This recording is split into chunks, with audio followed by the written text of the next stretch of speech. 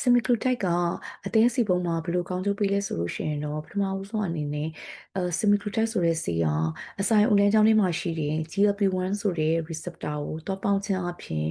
်လူနာရဲ့ကတွင်းကိုတိတ်မရွှင်အောင်လုပ်ပေးပါတယ်။နောက်တစ်ခုကလည်းဘယ်လိုလုပ်လဲဆိုလို့ရှိရင်အစာအိမ်နဲ့ဦးလမ်းကြောင်းမှာအတွင်းမှာရှိတဲ့အစာတွေကိုတနေရာနဲ့တနေရာပို့ဆောင်တဲ့နေရာမှာသူကနည်းနည်းနှီးအောင်လုပ်ပေးခြင်းအပြင်အစာစားတဲ့နေရာမှာအမ်တိတ်ပြီးတော့မစားတော့ဘူးပေါ့နော်နောက်တစ်ခုကလည်းအစာစားတဲ့နေရာမှာတင်းတိမ်လွယ်တယ် bite ဝလွယ်တယ်လို့အလွယ်တကူပြောလို့ရပါတယ်အဲ့ဒါကြောင့်မလို့ခန္ဓာကိုယ် weight ကိုလည်းချပေးပါတယ်ပေါ့နော်ဒီဆေးဟာအစောကြီးတည်းကမှာ weight ချတဲ့နေရာမှာသူနဲ့ရှေ့အသုံးပြုတဲ့ဆေးတစ်ခုဖြစ်ပါတယ်နောက်တစ်ခုကဒီ semaglutide ဆိုတဲ့ဆေးကခန္ဓာကိုယ်မှာရှိတဲ့ insulin အသုံးဆောင်မှုကိုလည်းပုံမကောင်းမွန်အောင်လုပ်ပေးရတဲ့အတွက်ကြောင့်မလို့သွေးထဲမှာရှိတဲ့စီးချိုတွေသွေးချိုတွေကိုလည်းထိန်းချုပ်ပေးပါတယ်ဒီလိုလုပ်ခြင်းအပြင်ခန္ဓာကိုယ်မှာရှိတဲ့ဇီဝကမ္မဖြစ်စဉ်တွေအားလုံးကိုပြန်ပြီး reset ပေါ့နော်ပြန်ပြီးတော့ပုံမှန်ဖြစ်အောင်ဆွမ်းဆောင်နိုင်ပါတယ်အဲ့လိုလုပ်ခြင်းအပြင်အသေးတွေကရှိတဲ့အဆီတွေကိုလည်းလျှော့ချပေးတယ်ရောင်ရဲမှုကိုလည်းလျှော့ချပေးတဲ့အပြင်ကိုအသေးတွေမှာရှိတဲ့အမာရွတ်တွေ scar တွေပေါ့နော်အသေးမှာတဲ့အဆင့်တွေကိုလည်းပုံမကောင်းမွန်အောင်လုပ်ပေးနိုင်ပါတယ်သူ့ကိုဘယ်လိုပေးလဲဆိုလို့ရှိရင်တော့သူကတော့ထိုးစေးပါတစ်ပတ်တစ်ခါထိုးပေးရပါတယ်dosage တွေကဘယ်လိုရှိလဲဆိုလို့ရှိရင်တော့အနည်းဆုံး0.25ကနေပြီးတော့တဖြည်းဖြည်းမြင့်လာပြီးတော့တိုးပြီးတော့ထိုးရမှာဖြစ်ပါတယ်အမြင့်ဆုံး dose ကတော့2.4 mg မှာဆုံးပါတယ်ဒီဆေးကိုဘယ်သူတွေမှာသုံးလို့မရဘူးလဲဆိုလို့ရှိရင်တော့အကယ်၍လူနာဟာသူ့စီမှာ thyroid cancer တစ်မျိုးဖြစ်တယ် medullary thyroid cancer ရှိနေတယ်သို့ဒီမဟုတ်သူ့ရဲ့မိသားစုရာဇဝင်မှာလည်းဒီလို medullary thyroid cancer ရှိနေတယ်ဆိုလို့ရှိရင်တော့သုံးလို့မရပါဘူးနောက်တဲ့ cancer တစ်မျိုးဖြစ်တဲ့ multiple endocrine neoplasia လို့ခေါ်တဲ့ဟော်မုန်းတွေထုတ်တဲ့ gland တွေအများကြီးကနေပြီးတော့ cancer ဖြစ်တဲ့ယောဂတွေကမှာ type 2ရှိတယ်ဆိုလို့ရှိရင်လည်းပဲဒီဆေးမသုံးသင့်ပါဘူး။ဘာဖြစ်လို့လဲဆိုတော့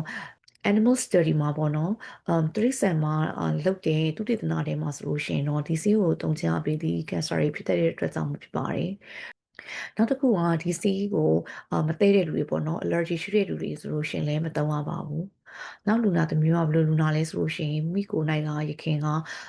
pancreas ရောင်ရမ်းနေပေါ့နော်ယောဂရှိတဲ့လူတွေဆိုလို့ရှိရင်လည်းဒီဆေးမသုံးသင့်ပါဘူး။နောက်ထပ်တတိပြုရမယ့်လူနာတွေလည်းရှိပါတယ်။အဲ့ဒါကဘာလဲဆိုလို့ရှိရင်တော့ရခင်ကတော့ pancreas ရောင်တာမရှိဘူးပေါ့နော်။ဒါပေမဲ့ဒီဆေးထိုးလိုက်မှာ pancreas ရောင်တာတွေဖြစ်တတ်ပါတယ်လူနည်းစုပါပဲ။ဒီလိုဖြစ်လာရဲဆိုလို့ရှိရင်တော့ဒီဆေးကိုလုံးဝရပ်ပေးရပါမယ်ပြန်ပေးလို့မရတော့ပါဘူးနောက်လူနာတစ်မျိုးကဘာလဲဆိုလို့ရှိရင်တော့ဒီဆေးကိုတုံနေရင်းနဲ့မှာတဲချီအိမ်မှာကြောက်တဲ့ဓာတ်တွေဖြစ်တတ်တယ်။အဲမှာတစ်စင်းတဲချီအိမ်ရောင်တာဖြစ်တတ်တယ်ပေါ့နော်။အဲဒါကြောင့်မလို့ကိုကဘိုက်ရည်တအားအောင်နေဘိုက်အောင်တဲ့အခါမှာရိုးစင်းနဲ့လည်းမပြောက်ဘူးဖျားတာတွေပါလည်းဖြစ်လာပြီဆိုလို့ရှိရင်တော့ဆရာဝန်နဲ့ပြန်ပြပြီးတော့စစ်ဆေးမှုတွေပြုလုပ်ရပါလိမ့်မယ်။အကယ်၍စစ်ဆေးမှုပြုလုပ်တဲ့အခါမှာတဲချီအိမ်မှာကြောက်တယ်ပြီးတော့ရောင်နေတာကိုတွေ့ရဆိုလို့ရှိရင်တော့ဒီဆေးကိုခဏရက်ပြီးတော့တဲချီအိမ်ရောင်တာကိုအရင်ကူရပါလိမ့်မယ်။ပြီးလို့ရှိရင်ဒီတဲချီအိတ်ကိုထုတ်ပါလိမ့်မယ်အကယ်၍တဲချီအိတ်ထုတ်ပြီးသွားပြီဆိုလို့ရှိရင်တော့လေဒီဆေးကိုပြန်လဲသုံးလို့ရပါပြီနောက်ဒီဆေးဟာစီးချိုမှာလည်းသုံးလို့ရတဲ့အတွက်ကြောင့်မလို့သွေးထဲမှာအချိုဓာတ်တွေကျတာတွေဖြစ်တတ်တယ်ပေါ့နော်ဒါပေမဲ့ဖြစ်တဲ့နှုန်းကတော့အရင်မများပါဘူးတဲ့ပြည်စနာကတော့အဲ့လိုပြောပါတယ်ဒါပေမဲ့ကိုကစောင့်ကြည့်ကြည့်ရှုပေးနိုင်လို့ရှင်တော့ပို့ပြီးတော့ကောင်းတာပေါ့နော်နောက်တစ်ခြာ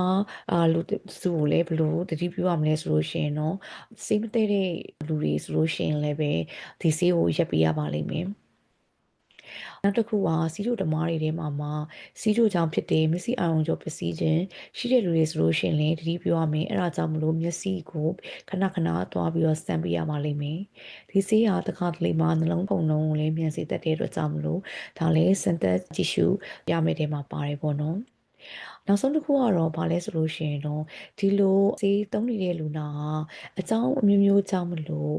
surgery လို့ခေါ်ရဲခွဲစိတ်မှုလုပ်မယ်ဒို့ဒီမဟုတ် procedure တစ်ခုပေါ့နော်မေးဆေးပေးရမယ် procedure တစ်ခုလုပ်မယ်အဆိုင်မှန်ပြောင်းကြည့်တာပဲဖြစ်ဖြစ်ဥမှန်ပြောင်းကြည့်တာပဲဖြစ်ဖြစ်အဲ့လိုတွေလုပ်မယ်ဆိုလို့ရှိရင်တော့ဆရာဝန်ကိုအသိပေးရပါလိမ့်မယ်ဘာဖြစ်လို့လဲဆိုတော့အဆိုင်ထဲမှာရှိတဲ့အစာဟောင်းတွေကအဆုတ်တွေကိုပြောင်းပြန်လည်ဝင်သွားတဲ့အခွင့်အရေးဖြစ်တဲ့အတွက်ကြောင့်မလို့ aspiration risk ရှိတဲ့အတွက်ကြောင့်မလို့ဒီဆေးကိုအနည်းဆုံးတစ်ပတ်ကြိုပြီးတော့ရက်ရပါလိမ့်မယ်အဲ့ဒါမှဒီ aspiration risk ကိုကာကွယ်နိုင်မှာဖြစ်ပါတယ်အဲ့ဒါကြောင့်မလို့ဆရာဝန်ကိုကြိုပြောရပါလိမ့်မယ်ဆရာဝန်ကတင်းတင်းလျက်ပတ်တဲ့ညွှန်ကြားမှုကိုပေးပါလိမ့်မယ် ဘလို့ဘေးထွက်ဆိုးကျိုးတွေရှိတယ်လဲဆိုတာကိုဆက်လက်ဆွေးနွေးကြည့်ရအောင်ဘေးထွက်ဆိုးကျိုးတွေကတော့အများအပြားတော့ very mild ပါပဲပေါ့နော်ခံနိုင်တဲ့ဘေးထွက်ဆိုးကျိုးတွေပဲဖြစ်တာများပါတယ်ဘာတွေဖြစ်လဲဆိုလို့ရှိရင်တော့အဆိုင်ဦးလန်းကြောင့်ဘေးထွက်ဆိုးကျိုးတွေအဓိကဖြစ်တာပါအစာမကြေတာတို့ရင်ပြည့်ရင်ကဲဖြစ်တာတို့ပြုတ်အန်တာတို့ဘိုက်အောင်တာတို့ဖြစ်တတ်ပါတယ်နောက်တစ်ခုကဝမ်းချုပ်တာဝမ်းလျှောတာတွေဖြစ်တတ်တယ်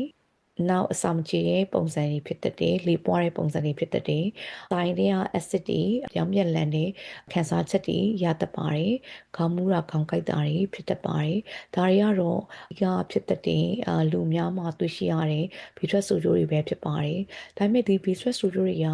အရင်မဆိုးပါဘူး။ over the counter medication တွေတောက်လို့ရှိရင်ပြီးတော့ overcome လုပ်နိုင်တဲ့ဘေးထွက်ဆိုးကျိုးတွေဖြစ်ပါတယ်။ဒါဆိုလို့ရှိရင်ဒီ semaglutide ဆေးကအသင်းမှာဘယ်လိုကောင်းကျိုးပြုမလဲဆိုလို့ရှိရင်အသင်းအဆီဒီကိုလည်းရောစေနိုင်ပါတယ်။ရောင်ရဲမှုတွေကိုလည်းကျစေနိုင်ပါတယ်။အဲဒါကြောင့်မို့အသင်းအဆိုင်တွေလည်းကောင်းမှုစေလာနိုင်ပါတယ်။နောက်ဆုံးအသင်းမှာမာတဲ့အဆင့်ကိုတစ်စင်းကနေတစ်စင်းရောကျနိုင်ပါတယ်။ဒီဆေးဟာအသေးကောင်းကျိုးရလက်တွေအပြင်ကိုတခြားကောင်းကျိုးတွေအများကြီးလည်းရှိပါသေးတယ်။ဒီဆေးဟာအစတည်းကခန္ဓာကိုယ်ဝိတ်ချတဲ့နေရာမှာအသုံးပြုတဲ့အတွက်ကြောင့်မလို့ဒီဆေးကိုတုံးခြင်းဖြင့်ကိုယ်လေးချိန်15%ကနေ20%အထိကျနိုင်ပါတယ်။နောက်တစ်ခုကနှလုံးနဲ့ metabolism လို့ခေါ်တဲ့ဇီဝကမ္မကျန်းမာရေးကိုလည်းတိုးတက်စေနိုင်ပါတယ်။ဘာဖြစ်လို့လဲဆိုတော့သူကသွေးပေါင်ခြင်းတွေကိုကျစေနိုင်တယ်။သွေးထဲမှာရှိတဲ့ cholesterol တွေကိုလည်းကျစေနိုင်ပါတယ်။ triglyceride တွေကိုလည်းကျစေနိုင်ပါတယ်။ဆီးချိုတွေကိုလည်းပုံမထိန်းချုပ်ကောင်းမွန်လာစေနိုင်ပါတယ်။အဲဒါကြောင့်မလို့နှလုံးသွေးကြောဆိုင်ရာအကျိုးကျေးဇူးများစွာရှိပါတယ်။ရုတ်တရက်နှလုံးသွေးကြောပိတ်ခြင်းဆိုတဲ့ heart attack တို့လေဖြတ်ခြင်းဆိုတဲ့အန္တရာယ်ကိုလည်းလျော့နေစေနိုင်ပါတယ်။အဝလွန်နဲ့ပတ်သက်တဲ့တခြားယောဂတွေကိုလည်းပဲတိုးတက်ကောင်းမွန်စေနိုင်ပါတယ်